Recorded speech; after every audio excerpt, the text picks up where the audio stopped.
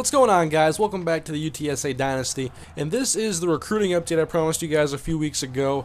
And we're almost to the end of Season 2, as you can see. We're 2-8, only 2 games left on the schedule. We played Tulane and Texas State in the I-35 rivalry.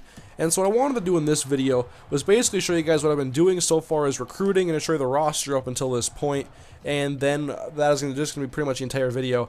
And so we're looking at the roster right here. I'm going to go through all the players. I'm going to scroll here slowly, try to anyways, because I'm looking at my notebook here because I wrote down actual stats.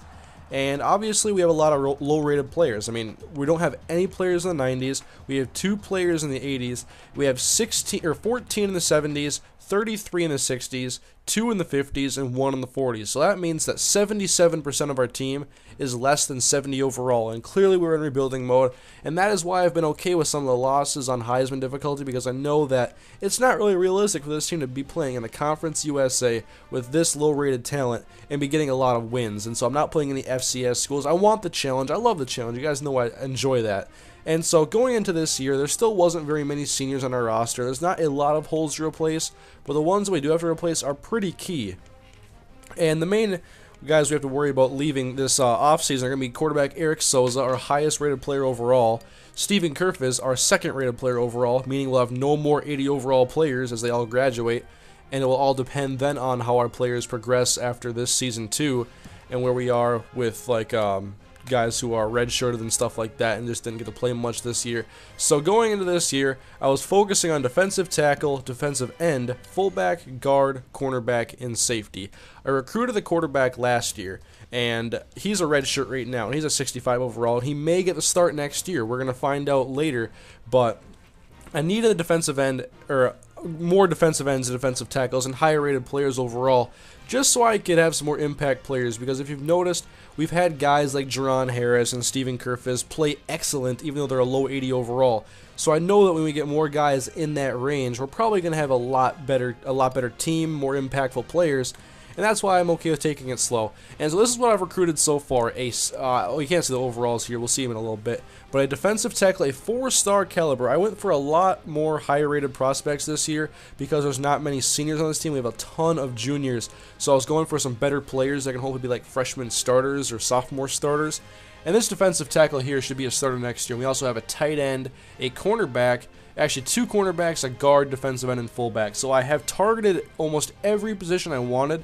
I would like to get a safety if I still can get a good one, or I might end up moving somebody to a new position because I have a ton of receivers, a ton of cornerbacks, and I may have to move somebody to safety to fill in that spot on the depth chart, although we have no seniors at safety, just need some better players there. Although Tristan Wade and Mike Butler are pretty good, just more for depth and for down the road really is what safety is concerned about, so it's not really that important.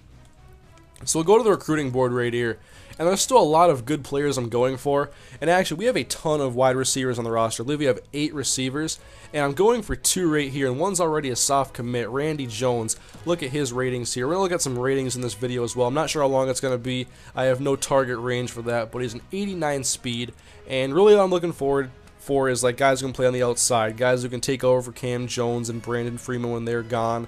They're both juniors right now. They're going to be seniors next year. So these are going to be guys who may be redshirted next year or maybe playing like 4th or 5th receiver. So 71 catching, 89 speed is pretty good at 69 overall as well. So look at these overalls and look at kind of where we were on our team currently. And you'll see we're going to have hopefully a lot of impactful freshmen next year. There's a chance for it. Here's Tim Whitaker, an 84 speed, 73 catch receiver. His attributes aren't great, but neither are like Brandon Freeman's. I mean, it's just whether or not they're making plays really is all I care about. I could care less about ratings if guys are making plays, and overall isn't all that's important. And then this is a defensive tackle we're also going for. We could potentially start like one freshman defensive tackle and have another one be the 3rd defensive tackle rotating in. So I think if I scroll down all the way here, I can see everybody I've already recruited. I can show you guys some attributes. Hopefully it works that way. Yes, here is all of my commits. We're going to look from top to bottom here. Here is Kellen Thomas from Bel Air, Texas. He has 79 block shedding, 79 tackling, 84 pursuit. He is a guy who I think can be like a #1 defensive tackle for us. And we need so much help with getting more pressure on the quarterbacks and not getting busted up the middle. That's been our major weakness on defense, and we have to continually blitz players, and we're not able to get pressure any other way, really. So That's one of the things we're looking at definitely. And this is Andre Ross. We need some pass rushers. The defensive ends we have right now are pretty slow. This guy's a 73 speed, though. He's not like the most agile guy. And he's 74 agility, but he's got good block shedding. He can be a good he's a good fit for us, I think. He's got good abilities, and hopefully he can be a freshman starter next year, because our defensive ends currently are 62 and 69. That's starters, and one's a senior and one's a junior. Next up, this is the guy I'm really excited for, because we have Jeremiah Moeller graduating after this year. And I think David Morgan's proven himself capable in most situations in our dynasty. But this guy here, 80 speed, he's a clear pass catcher. 80 speed, 70 route running, good catch in traffic, 80 spectacular catch. A little bit of work to do as far as blocking goes, but this is a guy I'm really excited for, and he's already committed, so we're going to get him. We beat out Notre Dame and NC State for this guy, so you know that he was a decent prospect. He's a great prospect for a school like UTSA. Here's the corner we got, Trent McGee. I go for tall corners. I want to play a press man system. It's going to take a lot of work to get to be a press man defense, but 83 speed, not really optimal, but he is pretty tall and lanky. 73 man, 65 zone, so he might be a number 2 guy, or even, it depends how good he is. I mean, he could be a number 4 guy too in a dime spot. Probably too big to play in the nickel against some of those shiftier receivers and that low speed. But here's the other one we got in Jason Holmes. He is 6'3". I love the tall, fast corners. 87 speed is a lot more doable, and he has 74 man and 71 zone, so he could be a very high-rated cornerback on our roster. We have Eric Brown graduating after this year, then Darian Starling will probably be the number 1 cornerback next year.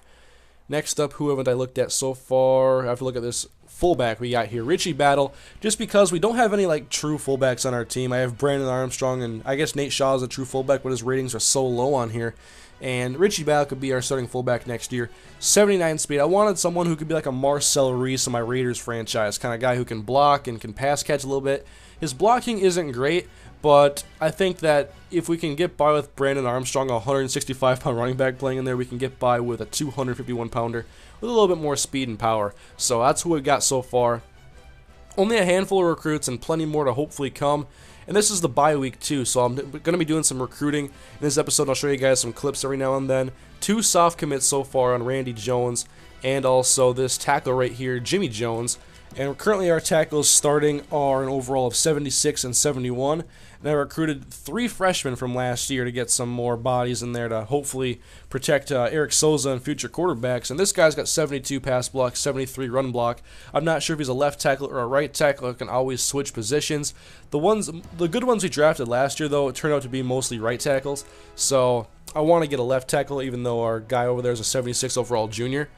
And then let's look at Anthony Allen right here.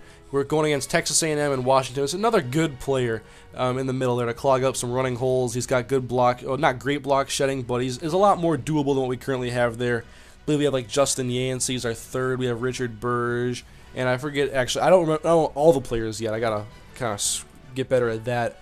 But just looking at some of the other players here, this is a guy who's kind of like a last resort. Nobody else is going for him. I have him on the list still, nothing special. And then the rest of these guys are pretty low rated, and I'm kind of just doing a lot of scouting to see how good they are. But here's a quarterback. We're pretty close to getting him, I think. Let's see here. How close are we to Georgia Tech? We are plus 200, and we're the only team to offer him a scholarship. He is a guy who could be a very special quarterback. 83 speed, 77 throw power, and 71 throw accuracy. I would love to keep our style of offense and keep a mobile quarterback in there, and he is more than mobile. He is about as good as Eric Souza out of the pocket, probably maybe a little bit faster. But the guys who we have currently, John Simmons, our junior, is not that fast. He's like in the 70s, so he's kind of like a Christian Ponder.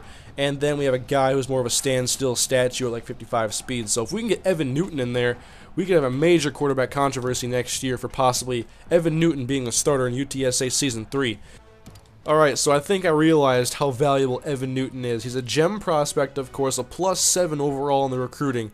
I just got 264 more points, and I promised him that we would not recruit another player at quarterback on his first year at campus. There really wouldn't be a need to. We would have enough quarterbacks on the roster probably. And so I think that Evan Newton could be a guy who's our starting quarterback in next season. What do you guys think? Should Evan Newton be the starter in Season 3? Look at all these points I just got for Tim Whitaker, a 4-star receiver. That's what happens when you have the recruiting advisor bonus. +758. Take a look at him. How close are we to probably having him commit? And let me go to the top schools. I must be going the wrong way. And yeah, we have a commanding lead right now over Texas A&M. I think we're going to end up getting Tim Whitaker. Alright, another receiver here with a recruiting advisor bonus on. Got plus 628. He's already a soft commit. Probably going to get him to be a full commit here very soon. Alright, this time around we have Jimmy Jones, and not very many points this time. We're only battling against Ole Miss for his services. He's a 63 overall, a 3-star prospect. We have a good lead though over Ole Miss. Just did some more recruiting on this guard, and he's a 3-star prospect, but that run blocking is very intriguing to me, so I think I'm going to try to go get him. Just did some recruiting on this defensive end here, Mike Lane from Louisiana. Trying to make Louisiana also a pipeline state. I think we're doing a pretty good job so far. Up almost 400 on Iowa. It's got about 150 points on the recruiting. And he's got some good ratings, and we need some more pass rushers, obviously, so it's a guy I want to get. And here is the other defensive tackle I want to get, plus 572. Very good recruiting session here. And we'll take a look at the more info to see how close we are to other teams, and plus about 600 on Texas A&M, so I think we're going to end up getting this guy to be a soft commit pretty soon. And hopefully he fully commits very soon, too.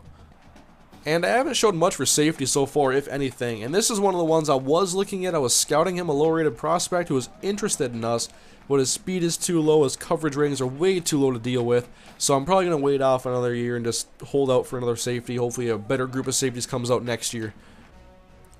I was just about to end the video, guys, and when I simulated the next week, because I'd finished that bye week, I had 2 more guys commit. So see who we got here. 4-star wide receivers, Randy Jones and Tim Whitaker, both committed to UTSA. I'm getting very excited for next year. Hopefully you guys are too, and hopefully this video achieves its goal of giving you guys a good idea of what's to come in Season 3 and beyond for the UTSA Dynasty. A lot of good players hopefully coming in next year, and should Evan Newton, should he commit to UTSA, should I make him the starting quarterback next year in Season 3? Talk about that in the comment section, guys. Let me know what you think about my recruiting class overall, and thank you for watching. See you guys next episode against Tulane.